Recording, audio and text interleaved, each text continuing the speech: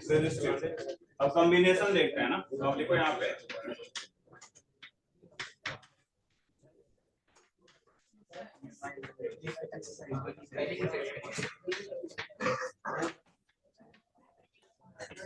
सबसे पहले आप लिखो आर तक का आरएल सर्किट है ना,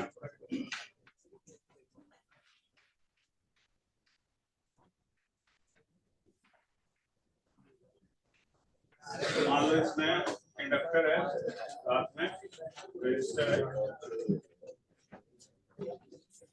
और एसी सोर्स है।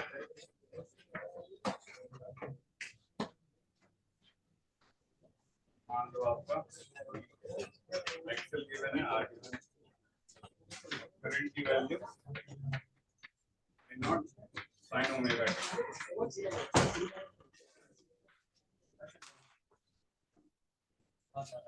बना लो। और एसी पता है ना कौन कौन से करंट होता है, अगर मैं ऐसा लिखूं ध्यान देना सब लोग।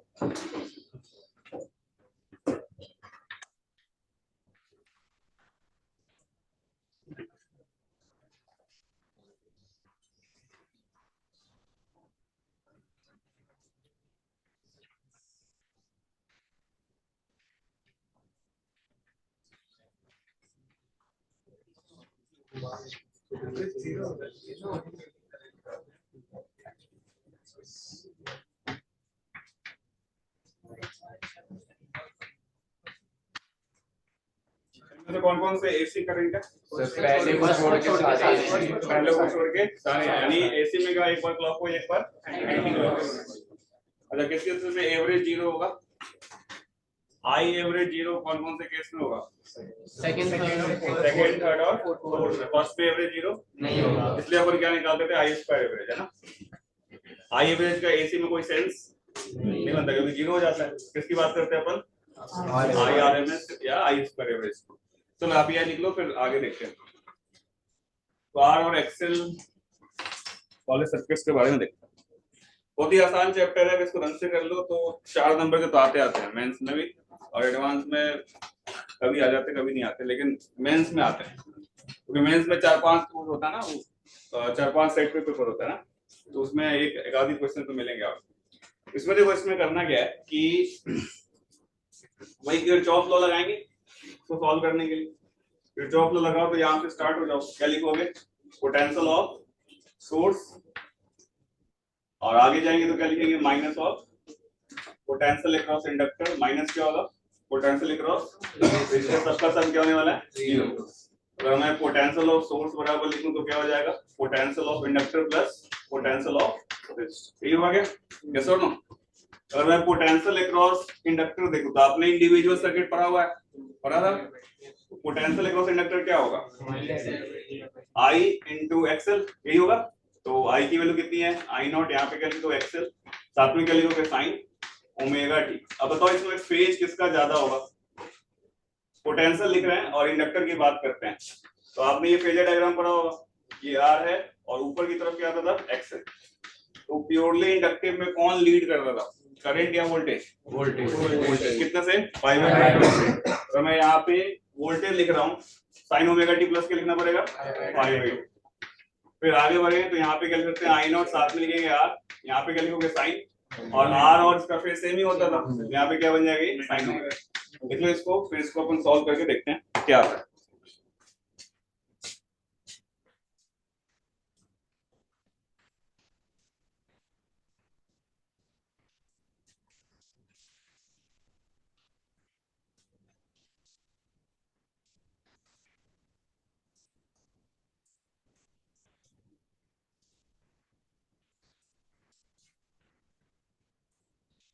तो मैं इन दोनों को जोड़ना चाहता हूँ, तो एक तरीका तो ट्रिग्नोमेट्री से जोड़ो, यस और नो? तो लेंदी तरीका होगा। दूसरा क्या तरीका आपने सीखा है 11th क्लास में? एक तरह से दो एसएचएम को जोड़ना है ना, दोनों के बीच में फेज कितना है? 5/2। आराम से जोड़ सकते हैं। दोनों के बीच में अगर फेज 5/2 है तो ये आपका आर हो गया, यहाँ पे क्या हो गया बताओ? एक्सएल, आई नॉट आर, यहाँ पे क्या लिखोगे? I not XL. तो इनका जो रिजल्टेंट आएगा कितना आएगा? आई नॉट अंडर रूट में क्या आएगा? R square plus X square. इसका यूनिट भी क्या होता है? ओम होता है, यस और नो? ये क्या बन जाएगा? देखो, आई नॉट अंडर रूट में क्या लिखा अपन ने, आर स्क्वायर प्लस क्या लिख दिया, एक्सएल का स्क्वायर। यहाँ पे क्या लिखेंगे, साइन ओमेगा टी। फेज कितना होगा बताओ, फेज में आगे होगा अल्फा एंगल होगा, अल्फा की वैल्यू कितनी होगी, tan अल्फा कितना होगा बताओ, एक्सएल बाई अल्फा कितना होगा, tan inverse of XL by R. तो प्लस क्या लिख देंगे यहाँ पे, tan inverse of XL by R. समझ में आ रहा है क्या, लिख लो। इसको क्या बोलते हैं अपन, जेड बोलते हैं। क्या बोलते हैं, जेड मतलब इंपीडेंस। तो आप इसको ऐसा लिख लो, आई नॉट, साथ में क्या लिखोगे, जेड। यहाँ पे क्या लिखोगे, साइन ओमेगा टी प्लस क्या हो जाएगा, tan inverse of XL by R. ये आपका आ गया, क्या आ गया, potential of the source. Z का मतलब इंपीडेंस, इसका यूनिट भी क्या होता है, ओम्स। यानी जो रोल एक्सएल एक्ससी और आर का होता था, वही रोल इंपीडेंस का होता है जनरल एसी सर्किट। ठीक है, यूनिट क्या होता है, ओम। देख लेना इसका, जेड का यूनिट क्या होता है, ओम।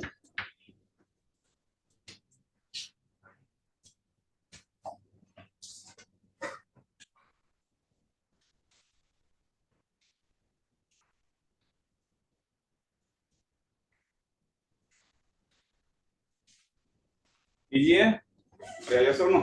सिंपल ऐसे जैसे फेजर में जोड़ते थे वैसे जोड़ना है।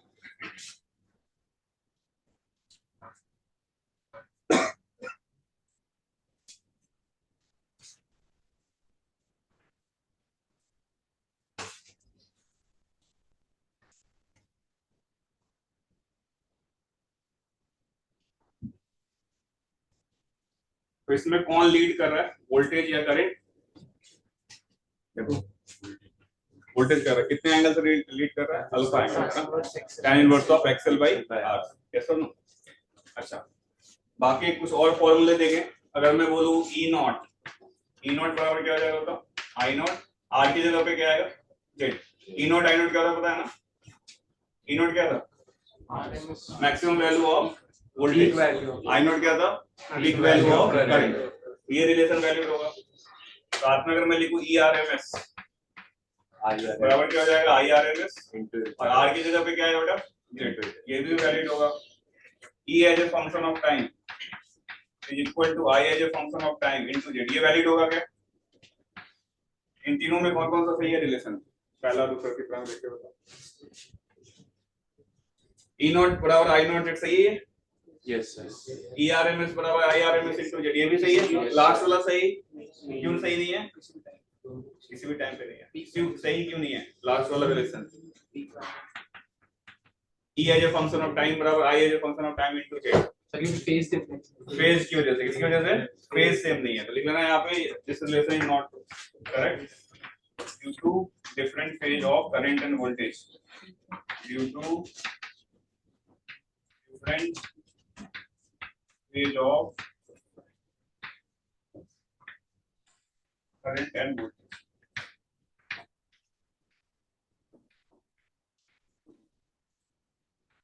बहुत ही आसान है, देख लो, कोई दिक्कत होगा पूछ लेना। एसएचएम को जोड़ने जैसा है और कोई खास बात नहीं, सारे सवाल कर लोगे अगर आपको ये पूरा डेरिवेशन समझ में आए कर क्या रहे।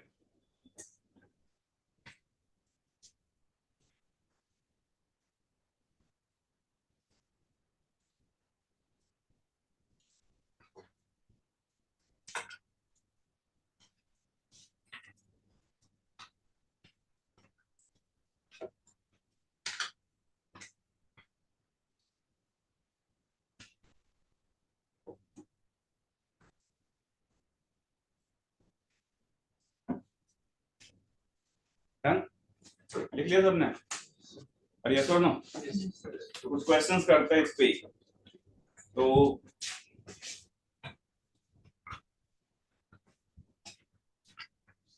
एक इंडक्टर है, रजिस्टर है, साथ में हमने एक सोर्स लगाया, उसकी वैल्यू इस फॉर्म में गिवन है 200 times 20t, 20t plus pi by 3। XL की वैल्यू आप लिख लो 10 ओम और आर की वैल्यू आप लिख लो 5 ohm. Draw the figure.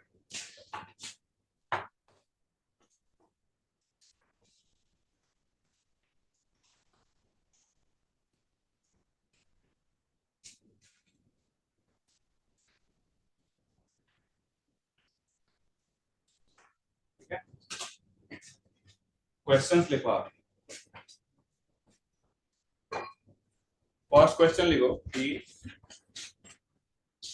Calculate inductance of inductor. Calculate inductance of the inductor. Calculate inductance of the inductor. First part है ना, calculate inductance of the inductor. Second लिखो also calculate electric current in the circuit. Also calculate electric current in the circuit. ठीक है, तीसरा लिखो calculate E not I not E R M S I R M S. E not I not E R M S I R M S and impedance.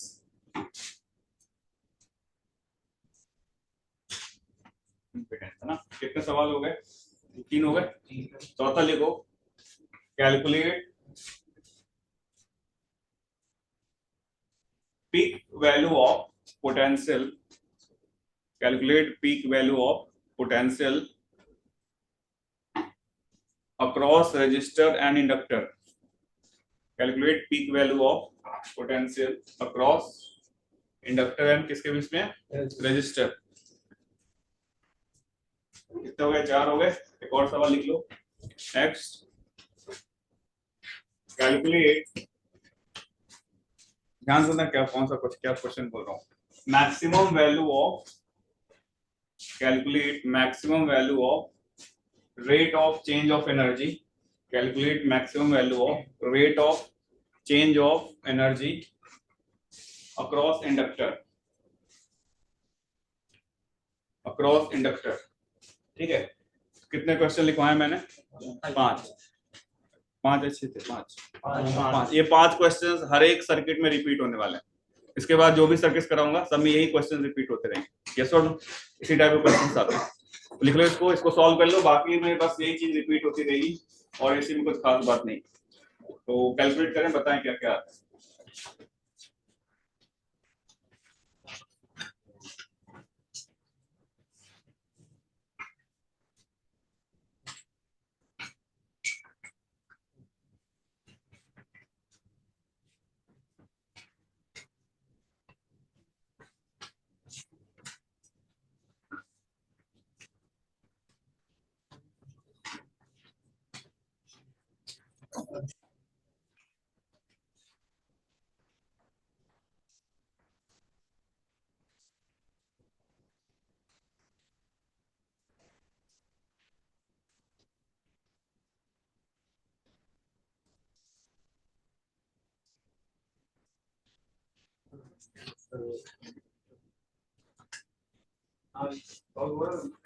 ये मैंने question solve किए।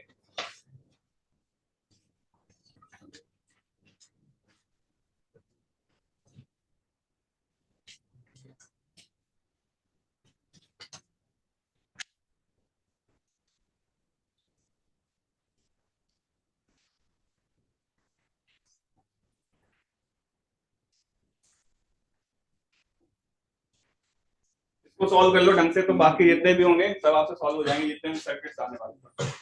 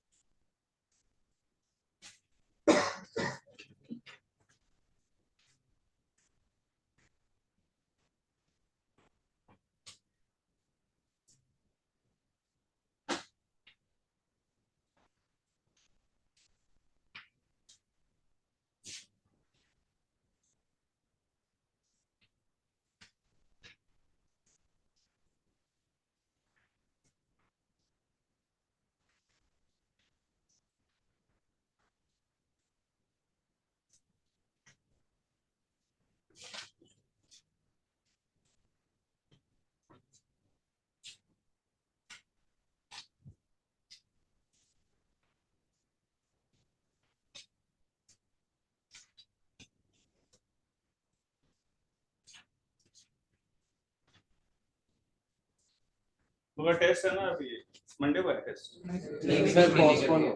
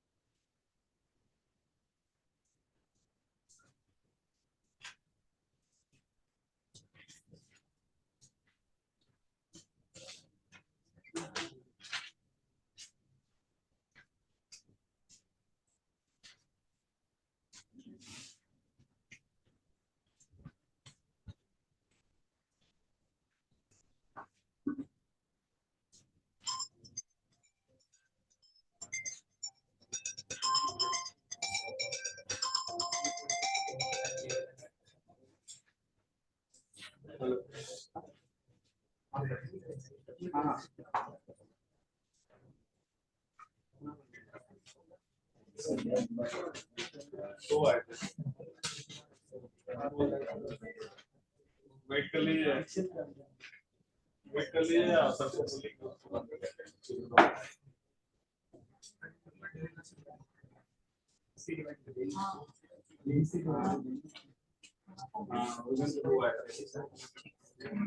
अनमोल है, अनमोल का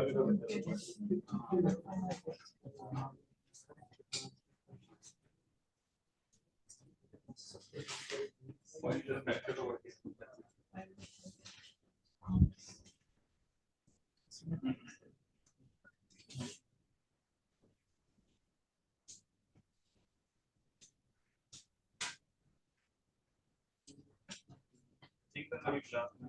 हाँ ठीक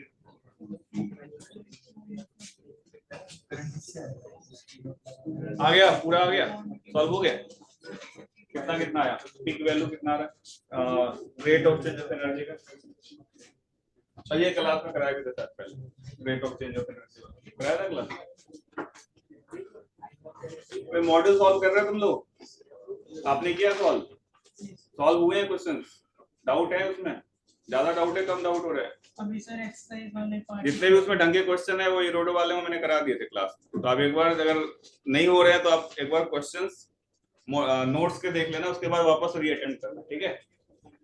चलो ये हो गया, क्या पूरा आ गया, कहाँ तक हुआ सवाल?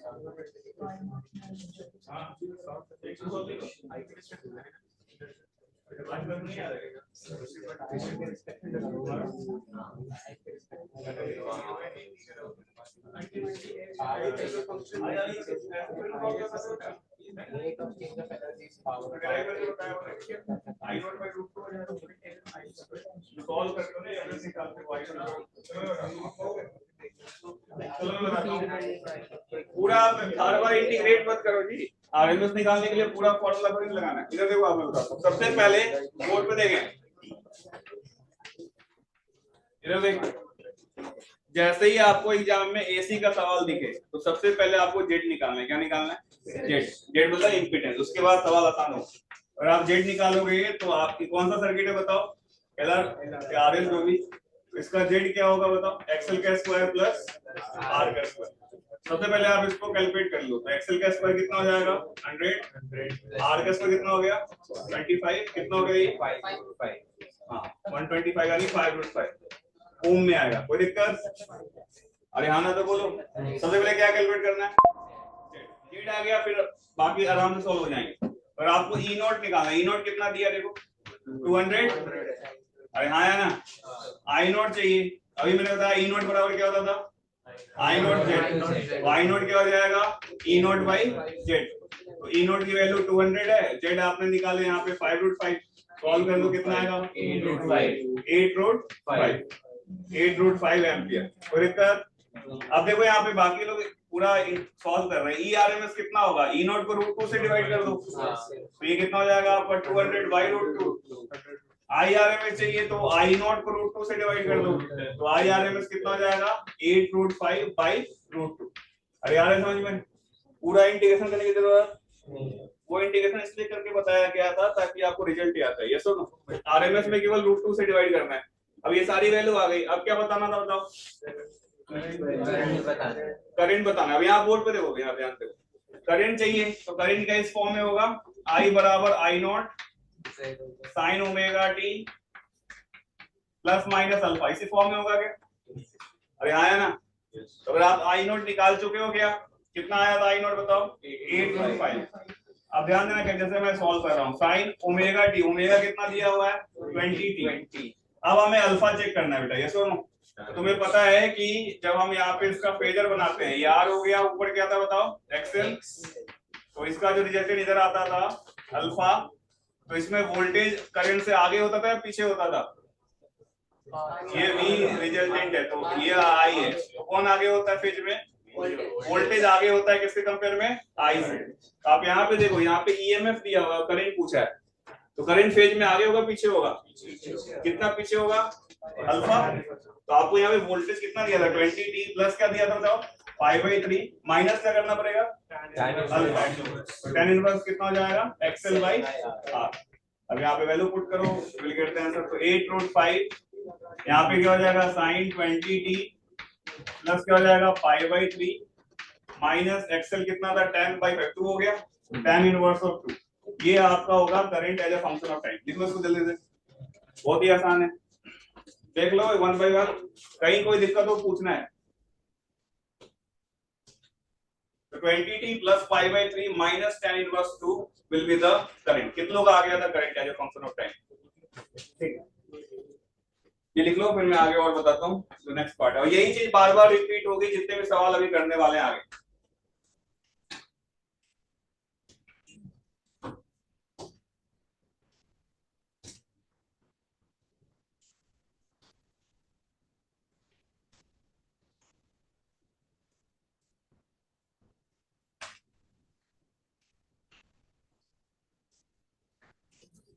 तो इंटीग्रेशन कौन कर रहा था इधर, समझ में आया? किससे डिवाइड करना? सीधे √2 से, है ना। इसके बाद क्या बताना था, तो लिख लो पहले, हाँ पीक वैल्यू ऑफ पोटेंशियल, नहीं वो देखते हैं। तो आपके कॉपी में डेरिवेशन होगा, देखो V ऑफ सोर्स बराबर क्या लिखा हुआ है, देखो कॉपी के अंदर V ऑफ सोर्स बराबर क्या लिखा हुआ है, V across inductor plus V across resistor. तो V अक्रॉस इंडक्टर का जो मैक्सिमम वैल्यू है कितना है I नॉट XL, अरे यस और नो, साइन का मैक्सिमम वैल्यू क्या होता है 1, V अक्रॉस रेजिस्टर उसके अक्रॉस मैक्सिमम वैल्यू क्या होगा I नॉट R। तो पीक वैल्यू अगर मैं बोलूं V मैक्स अक्रॉस इंडक्टर, है ना, कितना आएगा बताओ, I नॉट इंटू क्या होगा XL, I नॉट कितना था निकाला है 8√5, XL कितना दिया हुआ है 10, कितना आंसर होगा 80√5। इसके बाद क्या बताना बताओ, V मैक्स अक्रॉस रजिस्टर कितना होगा I not R, I not कितना है आपका 8√5 इंटू R की वैल्यू कितनी है 5, कितना हो जाएगा ये 40√5।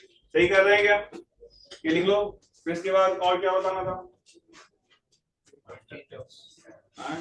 रेट ऑफ एनर्जी वो निकालते हैं, इंडक्टेंस तो निकल जाएगा, एक्सेल दिया है 10 ओम, ओमेगा एल बराबर 10, तो एल कितना होगा 10 बाई ओमेगा, मतलब इंडक्टेंस आपको एक्सेल बराबर दिया था ना बेटा 10 था, और ये किसके बराबर होता है ओमेगा इंटू एल, तो अगर अपन एल निकाले तो 10 अपॉन ओमेगा, ओमेगा कितना दिया हुआ है 20 है ना, 1/2 यानी 0.5 हेनरी होगा ये, ठीक है क्लियर है। अब क्या बचा, केवल वो रेट ऑफ एनर्जी वो देखते हैं, और कुछ बचा क्या, हो गया ना। रेट ऑफ एनर्जी कैसे निकालोगे? एनर्जी बराबर क्या होगा इंडक्टर में बताइए, half L I square. Rate of energy मतलब डी बाई dt निकालना है, तो डी बाई dt निकालोगे तो ये क्या आएगा, हाफ एल इंटू आई स्क्वायर का डिफरेंशिएशन 2i, साथ में क्या हो जाएगा डी आई बाई dt। अब आप इसको सिंप्लीफाई करो, 2 से 2 कैंसिल हो गया, l इंटू आई, साथ में क्या है डी आई बाई dt। अब तुम्हें i पता है क्या, i निकाल चुके हैं यहाँ पे, इसको डिफरेंशिएट कर दो और i से मल्टीप्लाई करो, साइन कॉस को 1 कर देना और जो बचेगा वो वैल्यू मैक्सिमम वैल्यू होगी। यस और नो? लिख लो इसको li into D I by dt। l अपन निकाल चुके हैं 0.5 है, i भी निकाल चुके हैं, डी आई बाई dt करना है, एक बार डिफरेंशिएट करो और बताओ कितना आ रहा है मैक्सिमम वैल्यू जल्दी से।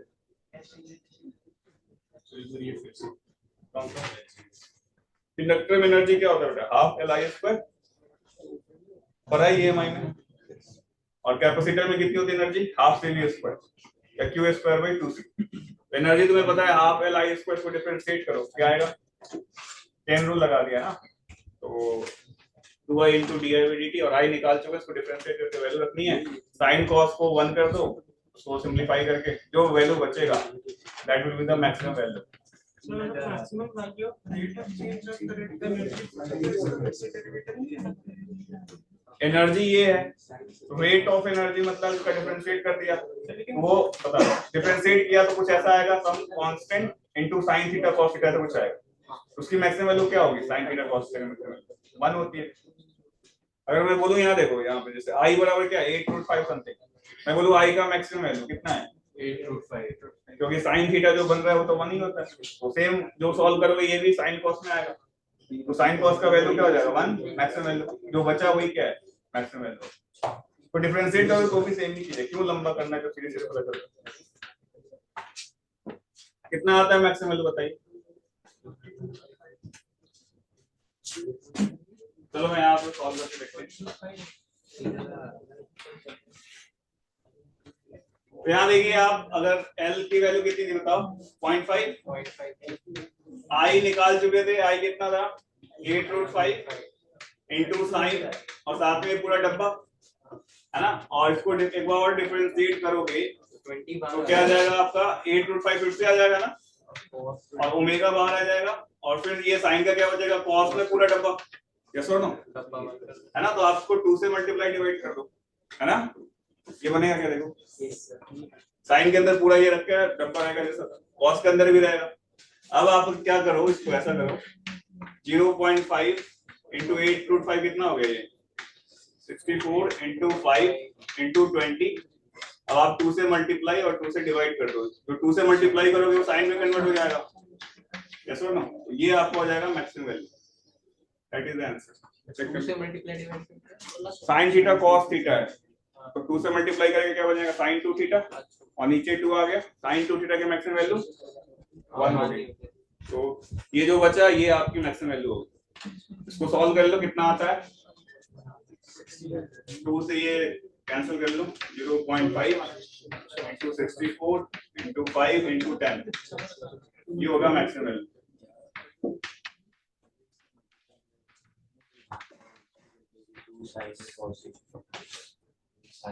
साइन थीटा कॉस थीटा होता है ना बेटा, 2 से मल्टीप्लाई डिवाइड कर दो, 2 साइन थीटा कॉस थीटा क्या होता है sin 2 थीटा ना, ठीक है। सन्नाटे में तो लग रहा है, समझ में आ रहा नहीं आ रहा, क्लियर है सबको, कर लोगे ऐसे, यही चीज बार बार रिपीट होने वाली है बाकी सर्किट्स में, ठीक है। तो ये हमने RL और LR सर्किट देख लिया, अब नेक्स्ट क्या आएगा RC सर्किट, तो नेक्स्ट आप लिखो RC कर लिया, करंट इलेक्ट्रिसिटी, तो आरसी में सोर्स वो था ना डीसी सोर्स था, यहाँ पे एसी वाले के साथ है। नेक्स्ट आप लिखो आरसी सर्किट,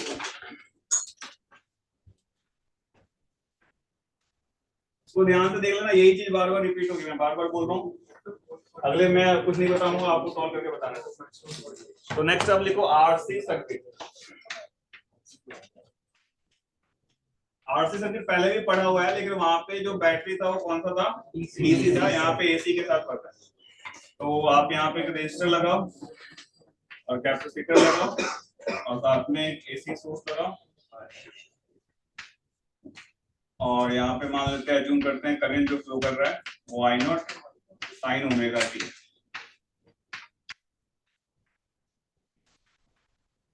देखो फिर मैं आप इससे डेरिवेशन पूछता हूँ।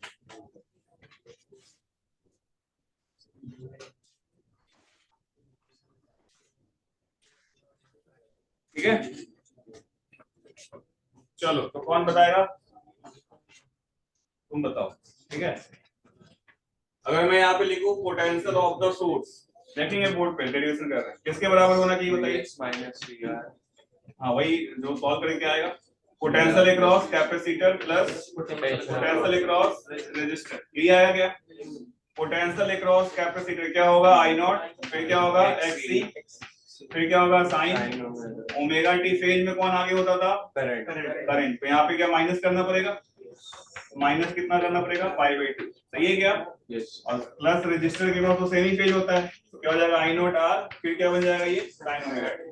अब आप उससे देख के बताओ फेजर डायग्राम से क्या बनने वाला है, ये आई नॉट ऐसा बनेगा ना बेटा, ये आर का फेज हो गया, और ये नीचे क्या आएगा आई नॉट एक्स, इसका रिजल्ट इधर की तरफ आएगा, कितना आएगा आई नॉट अंडर रूट में एक्स का स्क्वायर प्लस आर का स्क्वायर। अब अल्फा के नीचे की तरफ आ रहा है ना। अब फेज में कौन आगे होगा, ये पोटेंशियल ये करंट है, कौन फेज में आगे, करंट। तो आप जब यहाँ पे सॉल्व करोगे तो क्या लिखोगे, आई नॉट जेड, जेड की वैल्यू किसके बराबर होगी, X square plus R square, साथ में क्या बनेगा ये साइन ओमेगा टी, प्लस की जगह पे क्या लिखोगे माइनस अल्फा, क्या हो जाएगा आपका tan inverse of X C by R. कोई फॉर्मूला रटना नहीं है, अगर आपको डेरिवेशन समझ में आ गया, इसको जेड बोलते हैं, ये आपका बन जाएगा आई नॉट, साथ में क्या बनेगा जेड, ये क्या बन जाएगा sine omega T minus tan inverse of X C by R. देख लो बहुत ही सिंपल, एक डेरिवेशन समझ में आ गया तो बाकी सारे आप खुद से सॉल्व कर सकते हैं।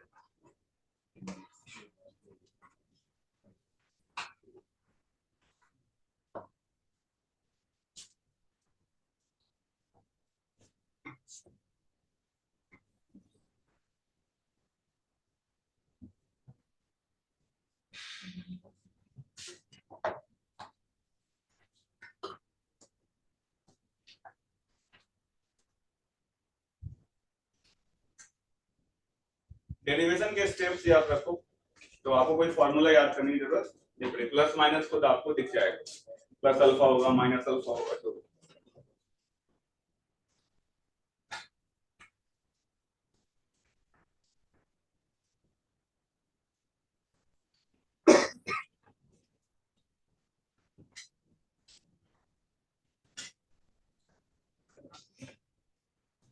इस केस में कौन लीड कर रहा है, करंट लीड कर रहा है, वोल्टेज पीछे। डन,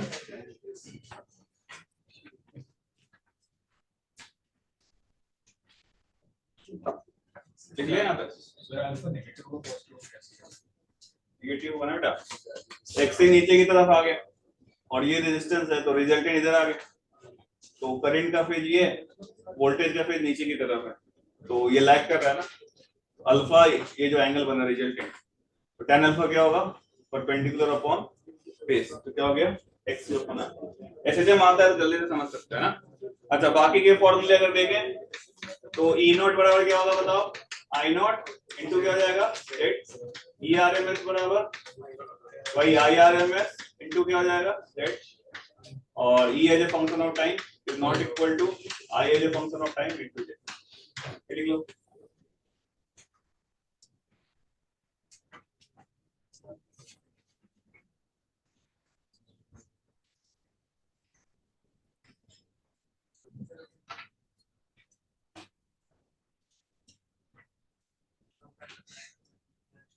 फेज में किसी को दिक्कत तो नहीं है समझने में।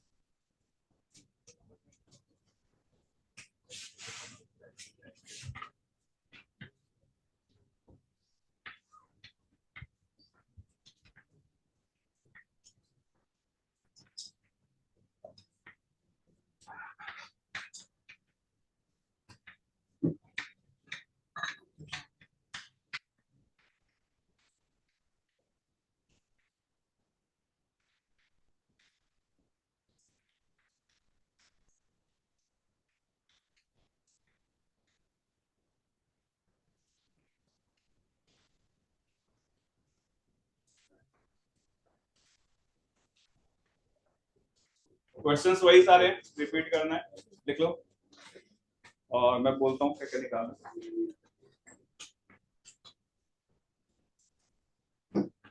देखो calculate E not I not, calculate E naught, I naught, ERMS, IRMS, and Z. Calculate E naught, I naught, ERMS, IRMS, and Z. ठीक है। दूसरा also calculate capacitance of the capacitor. Also calculate capacitance of the capacitor. Also calculate capacitance of the capacitor. Second हो गया। Third, find out electric current in the circuit. Find out electric current in the circuit. और next लिखो, ये तो और सवाल इसमें add कर रहे हैं। फाइंड आउट रेशियो ऑफ, क्या सर? लास्ट के कौन सा पार्ट है? Fourth. Find out ratio of frequency of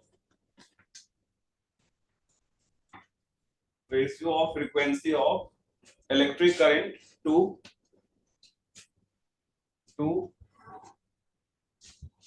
rate of change of energy in the capacitor. To frequency of rate of change of energy in capacitor. Rate of change of energy in capacitor है ना। Wait कैसे आ जाएगा? Mechanics चल रहा है क्या? Rate of change of energy in capacitor, थोड़ा तो रिलेट करो क्या बोल। उसके बाद लास्ट में लिखो कि also calculate maximum value of rate of energy. Also calculate maximum value of rate of energy in capacitor. Also calculate maximum value of rate of energy in capacitor. Now proceed. Sir इससे पहले वाला question repeat कर सकते हो? हाँ, find out the ratio of frequency of electric current. Ratio of frequency of electric current in the circuit to frequency of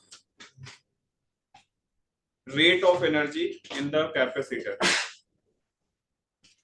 Frequency of rate of energy in capacitor. ठीक है, तो लगभग सारे सवाल सेम रिपीटेशन में, तो बताइए क्या क्या है।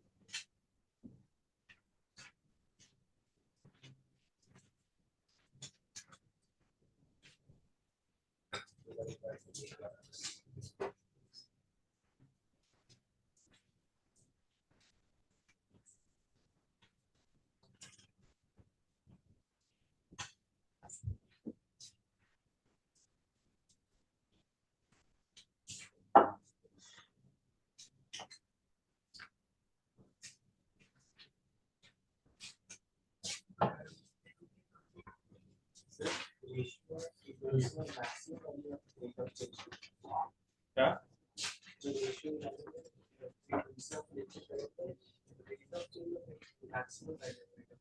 Rate of change of energy, maximum value तो का फ्रीक्वेंसी होगा ही नहीं, तो फिक्स वैल्यू होगी। फ्रीक्वेंसी का मतलब क्या होता है, कोई चीज फ्लक्चुएट कर रही है ना, rate of change of energy fluctuate कर रहा है।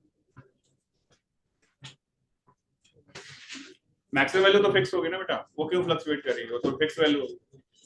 जो एनर्जी है उसका वैल्यू चेंज होगा।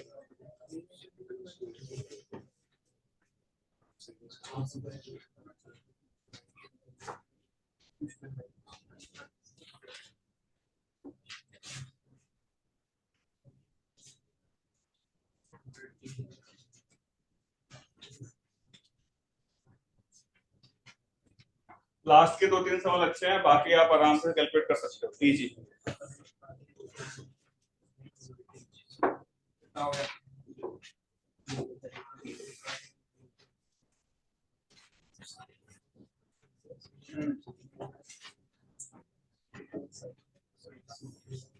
हाँ, सुनेगा वाली।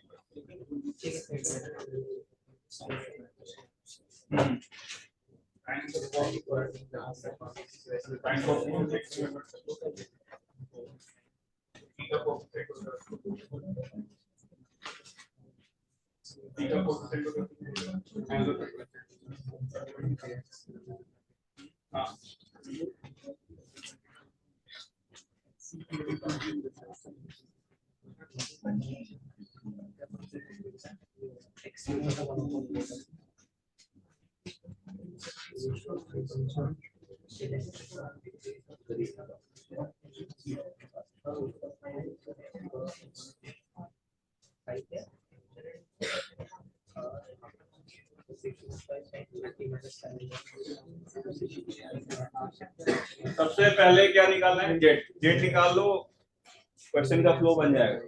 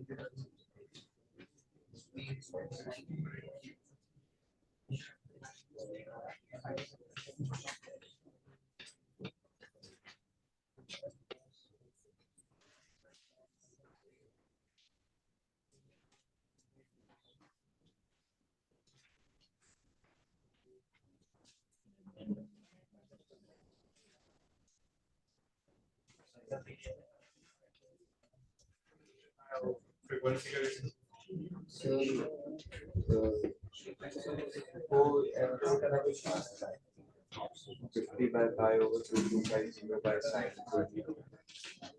सर रेशियो उसका 1/2 है। 1/2 is the correct. Yes sir. Frequency बोला है ना, फ्रीक्वेंसी ओमेगा को बोलते हैं, ओमेगा का रेशियो ये हो जाएगा। आगे सारे आगे, ठीक है। हाँ हाँ, रेशियो लेगा तो 2 पाई तो कट जाएगा। ओमेगा बराबर क्या होता है, 2 पाई एफ। तो रेशियो निकालेगा ओमेगा 1/ओमेगा 2, 2 पाई वाला टर्म तो कट जाएगा। हाँ 1/2 चेक करें फिर, सबका आ गया।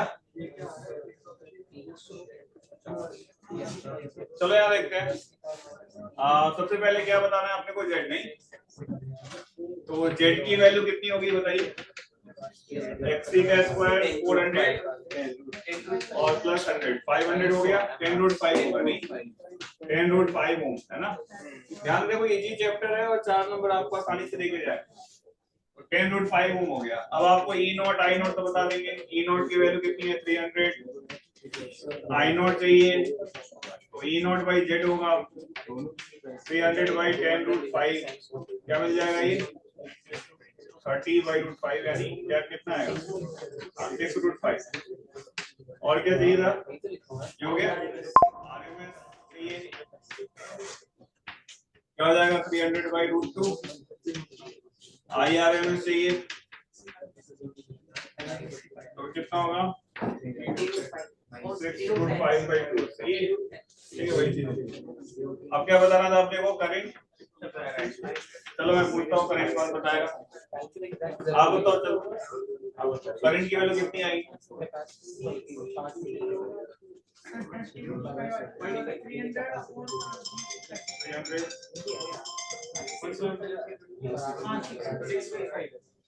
आई की जगह पे आई नोट आएगा।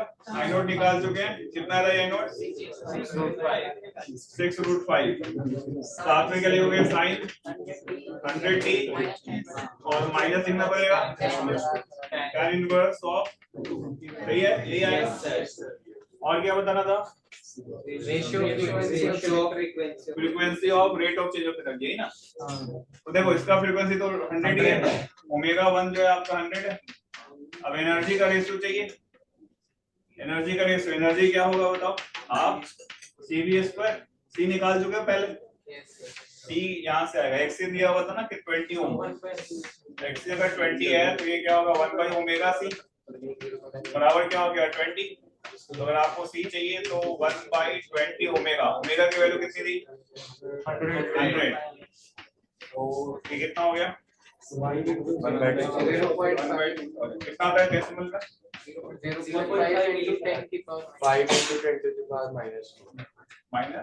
तो 0.5 मिलीफैरेड हो गया ना।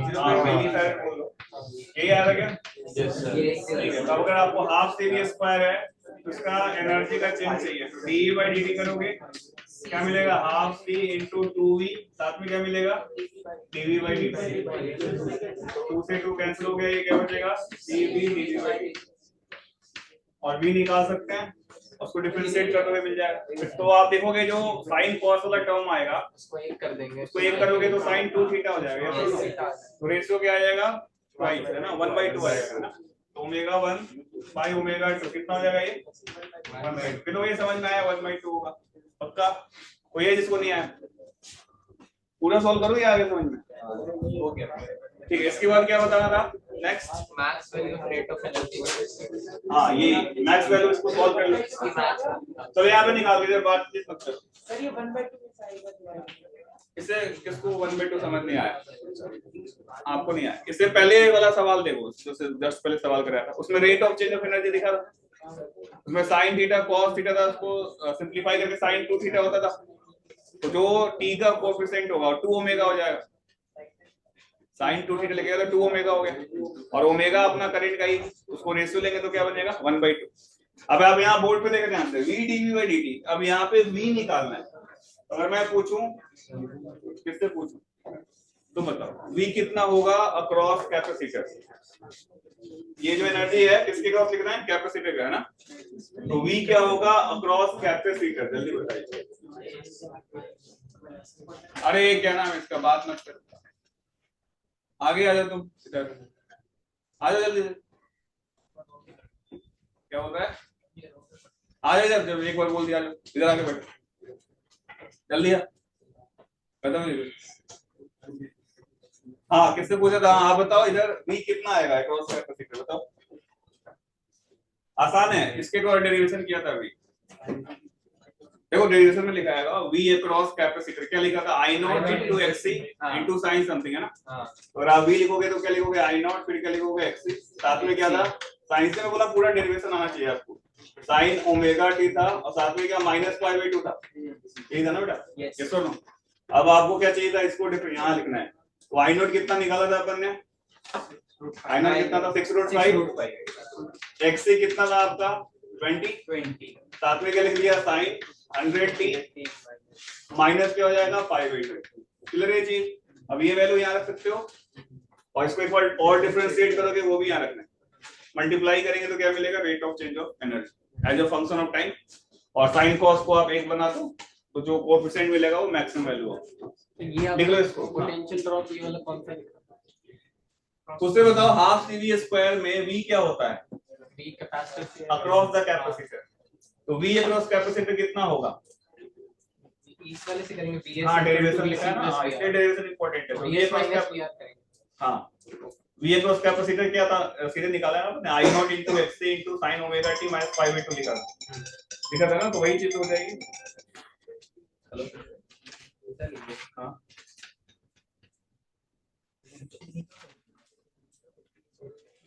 समझ में आया नहीं तुमको, आया समझ में? ये तो हमने सोर्स का लिखा था ना। अरे बालक, वी अक्रॉस सोर्स जो है वो किसके सम के बराबर है, V across resistor plus V across capacitor, यही है ना। Yes sir. तो वी अक्रॉस कैपेसिटर कितना है, VS minus VR.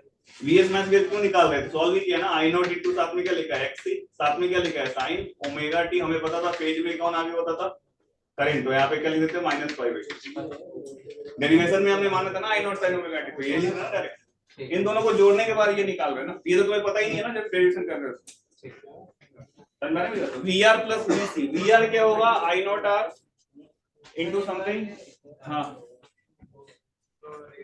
We across capacitor के, तो वो समझ में आया, डेरिवेशन में वही तो निकाला है वी अक्रॉस कैपेसिटर, इससे पहले क्या निकाला था V across inductor, V across capacitor क्या होगा आई नॉट एक्स सी, साथ में क्या होगा साइन ओमेगा टी माइनस क्या हो जाएगा 5/2, इंडिविजुअल पढ़ा था ना इससे पहले, इंडिविजुअल में निकालते थे ना वी और आई, तो वहीं से तो निकाल रहे हैं। अब आगे बताओ और किसी को दिक्कत है, तो v निकल चुका है, वो लिखो पहले मैं पूरा सॉल्व कर, ये v निकालो, ये होगा v अक्रॉस क्या है ये कैपेसिटर,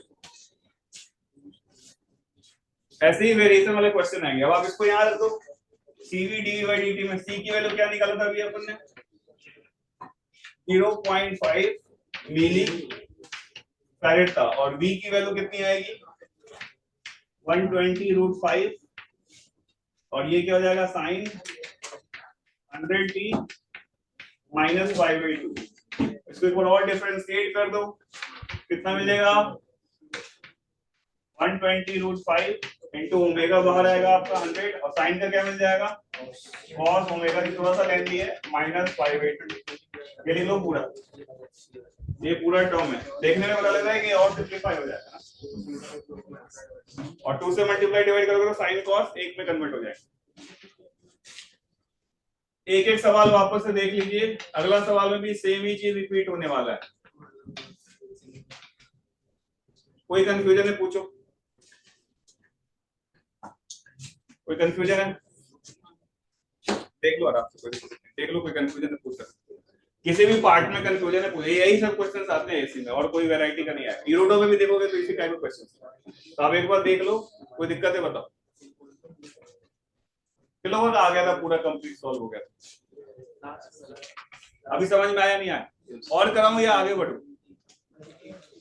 एक और करा दो इसी टाइप का क्वेश्चन, बोलो यार हाँ ना तो बोलो, कराऊं एक और सवाल, चलो एक और सवाल लिखो, सेम सवाल रिपीट करना है आपको, रेजिस्टेंस है कैपेसिटर है और यहाँ सोर्स, इस बार मैं आपको करंट की वैल्यू दे देता हूँ, करंट जो है मान लो आपका 20 sin 50t है, और R की वैल्यू 4 ओम दे देते हैं, XC की वैल्यू 8 ओम दे देते हैं। चलो ये बना लो फिगर, सेम सवाल रिपीट करना है, जितने भी क्वेश्चन थे सबको रिपीट करना है वापस इस सर्किट के लिए, है ना, और आराम से सॉल्व करो पेशेंस के साथ, और आंसर बताओ कैसे आएगा। देख लो फिर मैं आप ही से पूछूंगा किसका क्या आंसर है।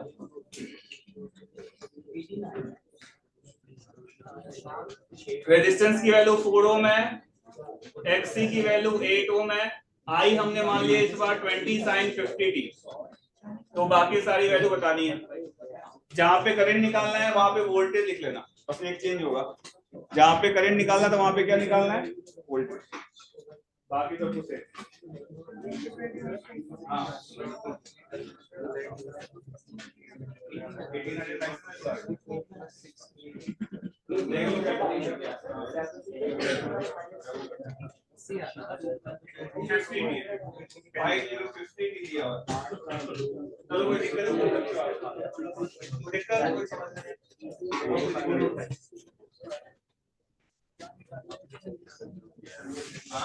हाँ भाई सब कुछ बताना है, बस इसमें करंट दिया हुआ है, उसमें क्या दिया हुआ है वोल्टेज दिया हुआ है, तो करंट की जगह पे क्या निकालना है यहाँ पे वोल्टेज,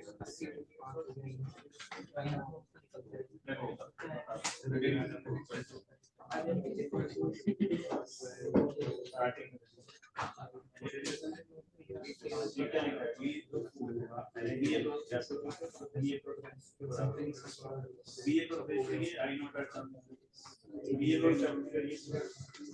दोनों का सम करने को दिया है। इससे बोलो डेरिवेशन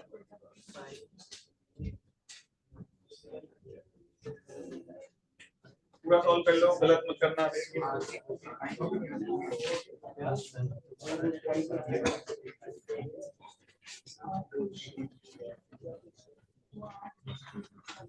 तो मैंने पूछ लिया, अब मैं आपसे पूछूंगा, ये मत बोला नहीं आया, ये नहीं हुआ, वो नहीं हुआ।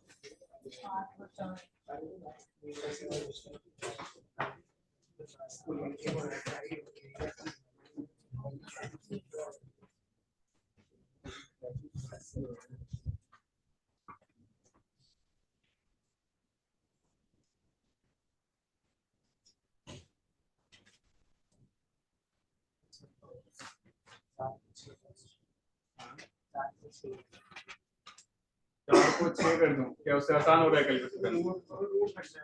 ठीक है तो 6 कर लो। चार को सॉल्व कर लिया, ठीक है ठीक है, कोई बात नहीं, थोड़ा कैलकुलेशन कर लो, क्या ही जाता है। मोबाइल आपके हाथ में ही है। 4 ही है। बहुत सारे बच्चों ने सॉल्व भी कर लिया। कितना आ जाता है एग्जाम में भी क्वेश्चन हमारे अकॉर्डिंग आता है ना, जो हमें चाहिए। सर the ratio में frequency और electric energy E electric field नहीं है। अरे जो डी बाई डी कर रहे हैं वहां पे ई एनर्जी लिखा हुआ है, इलेक्ट्रिक फील्ड नहीं है। रेशियो निकालना है। इलेक्ट्रिक फील्ड के लिए कितना होगा वैल्यू? सिग्मा आएगा ना, सिग्मा बाई 2 एप्सिलॉन। जो फ्रीक्वेंसी और हम ईएमएफ ले लेंगे पहले फ्रीक्वेंसी ऑफ ईएमएफ ई का मतलब ईएमएफ नहीं है, ई फॉर एनर्जी। ई वहां पे एनर्जी है, ई मतलब एनर्जी, डी बाई डी कर रहे हैं ना, ई एनर्जी। अब ई के नाम से जितने भी टर्म होते हैं सबको नहीं लिखना है, EMF, electric field, examination, rate of examination निकाल।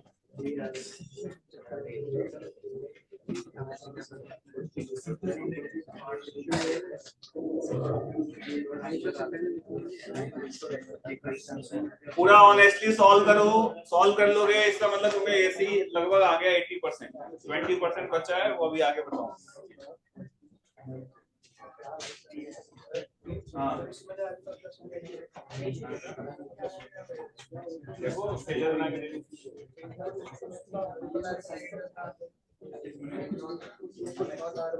देखो, अब मैं इसमें इससे पहले ईएमएफ दे दिया था और फिर करंट पूछा था, इसमें हमने करंट दे दिया है। अब तो फेजर में देखो कौन लीड कर रहा है। हाँ बस तो करंट लीड करेगा और मुझे ईएमएफ चाहिए तो माइनस करना पड़ेगा। इसमें रेशियो होता है।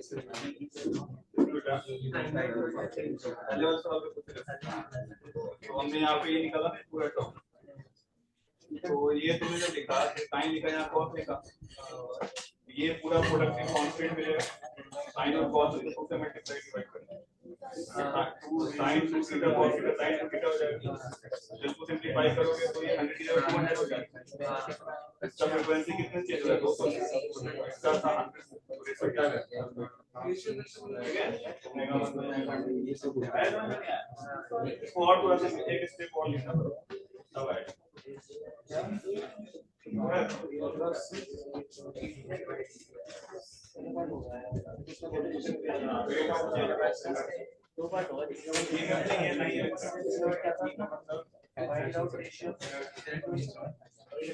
पूरा सॉल्व कर लो, बस यही वैरायटी ऑफ प्रोसेस आते हैं।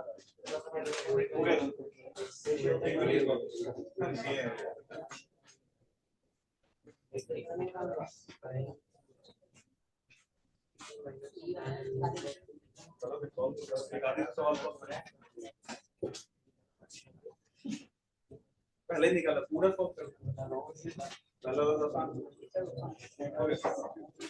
रेशियो जनरली क्या आ रहा है 1/2 आ रहा है ना, तो आपको अगर मान लो एग्जाम में टाइम कम है तो आप 1/2 चिपका सकते हो ना, क्योंकि साइन और कॉस मिलके साइन 2 थीटा होगा, इसलिए मैंने कराया, वरना आपको पूरा सॉल्व करने की जरूरत नहीं।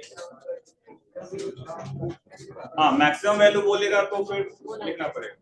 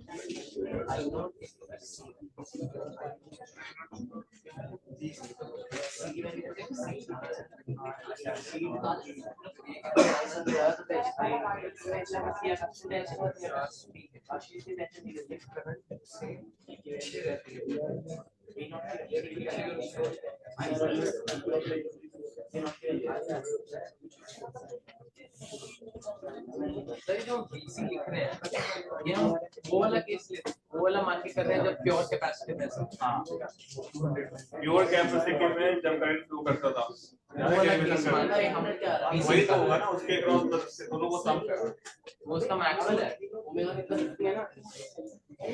उधर जो अपन ने डेरिवेशन लिया उसमें सोर्स का पोटेंशियल तो पता नहीं था, तो हमने जो ये प्योरली इंडक्टिव पढ़ा था प्योरली कैपेसिटिव पढ़ा था उन दोनों को जोड़ने के बाद इसलिए मैंने आपको हर एक वैरायटी के सवाल बता दिया ताकि दिक्कत हो।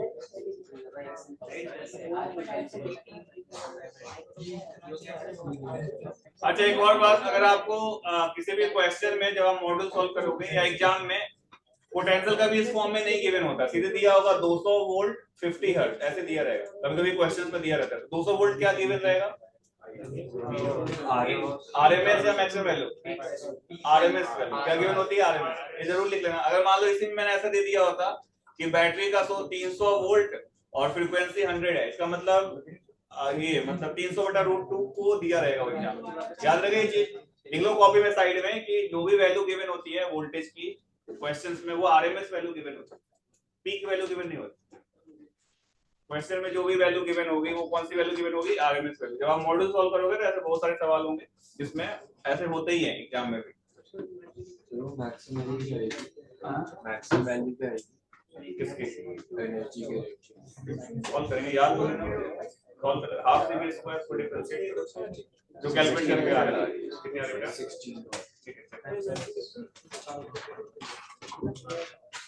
सबका आ गया। कोई है किसी पार्ट में दिक्कत है बताओ, सेम सवाल है मैं वापस पूरा सॉल्व नहीं करूंगा, जो आपको नहीं आया वो आप बताओ मैं बता दूंगा। जिसको जिस पार्ट में दिक्कत है पूछो मैं बता दूंगा, सेम सवाल इससे मैं पूरा सॉल्व नहीं कर रहा। हाँ क्या बेटा, हाँ चेक करो ना इसमें वोल्टेज कौन इसमें आगे होता था, आर आ गया एक्सी आ गया, नीचे की तरफ है अल्फा, तो वोल्टेज करंट से पीछे होता है। तो इस सवाल में आई दिया हुआ है, वोल्टेज निकालना है तो क्या करोगे माइनस करोगे ना, आई दिया हुआ है वोल्टेज निकालना है तो माइनस कर। पता नहीं क्या बोल रहा है माइनस में, समझ में आ रहा है क्या बोल रहा हूँ। फेजर डायग्राम देखो ध्यान से समझ में। कोई है जिसको किसी पार्ट में दिक्कत हो, इन लोगों से पूरा सॉल्व हो गया, आगे बढ़े फिर। नेक्स्ट अपन आते हैं ये आरसी सर्किट था, बच्चा कौन सा एलसी सर्किट, तो आप लिखो अगला एलसी सर्किट। तो एलसी सर्किट है, कोई कंफ्यूजन नहीं होना चाहिए। एलसी सर्किट का कुछ दिन पहले ही पढ़ाया था, एलसी ऑसिलेशन था, उसमें कोई बैटरी लगा हुआ नहीं था, तो इसमें बैटरी होगा, तो दोनों को सेम तरीके से सॉल्व मत करते हैं। तो यहाँ देखते हैं एलसी सर्किट, देखते हैं एलसी सर्किट में क्या होगा, केवल इंडक्टर और कैपेसिटर और साथ में बैटरी। और अभी तक तुम्हें समझ में आ रहा होगा पूरी कहानी डेरिवेशन की। तो अगर मैंने यहाँ पे ले लिया एक्सेल, ये ले लिया एक्सी और करंट जा रहा है इसमें I बराबर I0 साइन ओमेगा टी। चल तो अगर मैं आपसे पूछूं कौन बताएगा, आप ही से सॉल्व करवाता हूं, आप बताओ आप ही बताओ। हाँ तो V अक्रॉस सोर्स लिखना है तो क्या लिखना चाहिए मुझे बताइए। बिल्कुल सही, VL प्लस क्या करना पड़ेगा, VL की वैल्यू क्या लिखे प्रैक्टिस हो जाएगा तुम्हारा। बताओ VL की वैल्यू क्या लिखी? आई नॉट बिल्कुल सही। साथ में क्या लिखना चाहिए? XL। और ये क्या π/2 आगे होता था करंट से, तो sin ओमेगा t प्लस π/2 सही लिखा है क्या? VC चाहिए तो क्या लिखोगे? आई नॉट, यहाँ पे क्या होगा? XC, यहाँ पे क्या आएगा? sin omega t minus π/2। कहीं दो अपोजिट वेक्टर्स बनेंगे। अगर आप यहाँ देखो तो इधर क्या बनेगा आपका? आई नॉट XL, और नीचे क्या बन रहा है आपका? आई नॉट XC। तो अपोजिट है, सीधे घट जाते हैं।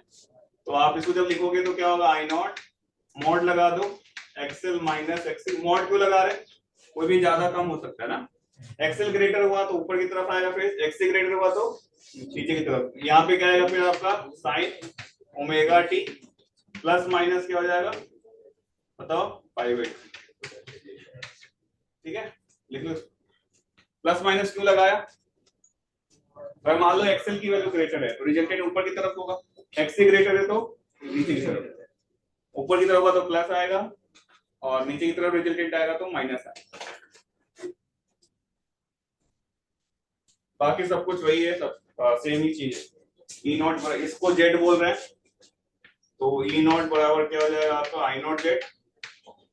ERMS बराबर क्या हो जाएगा? IRMS into Z, और E as a function of time is not equal to I as a function of time into Z। Z क्या है? Mod of XL minus XC।